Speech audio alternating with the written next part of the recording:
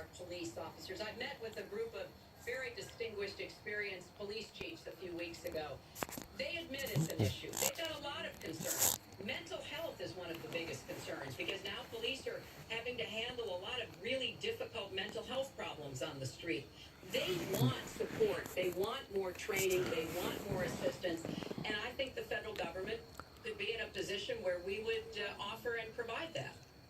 Listen, I'd like to respond. Please. First of all, I agree, and a lot of people, even within my own party, want to give certain rights to people on watch lists and no-fly lists.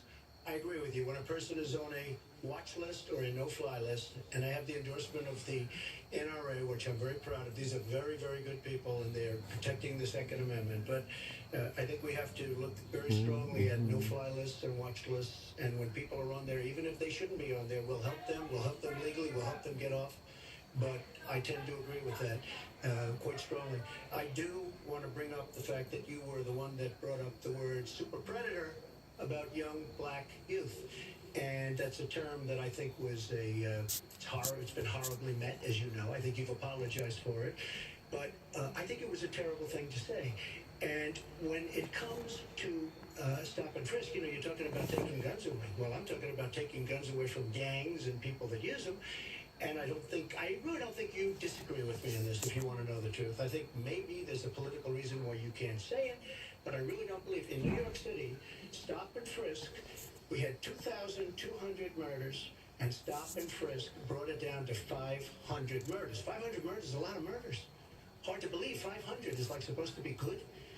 But we went from 2,200 to 500, and it was continued on by Mayor Bloomberg, and it was terminated by current mayor.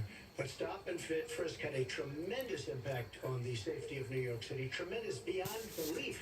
So when you say it has no impact, it really did. It had a very, very big impact. Well, it's also fair to say, if we're going to talk about mayors, that under the current mayor, crime has continued to drop, including murders.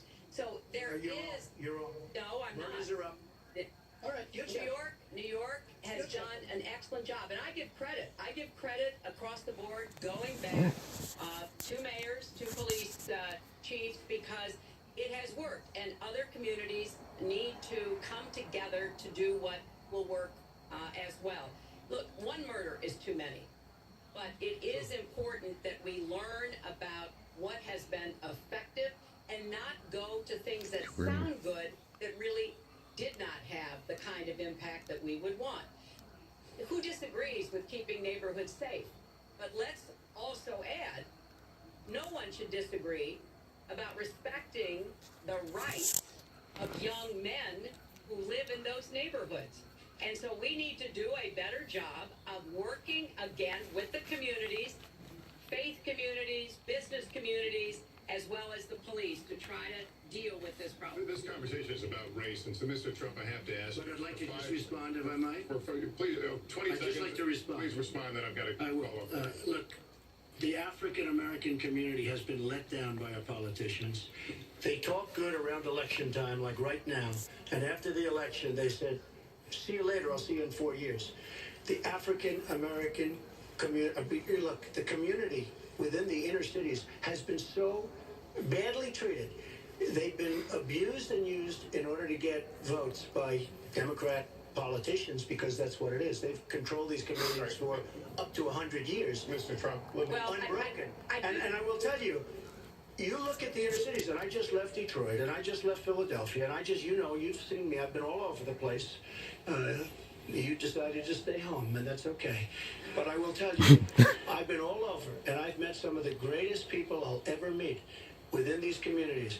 And they are very, very upset with what their politicians have told them and what their politicians have done. I think Donald just criticized me for preparing for this debate. And yes, I did. And you know what else I prepared for? I prepared to be president. And I think that's a good thing.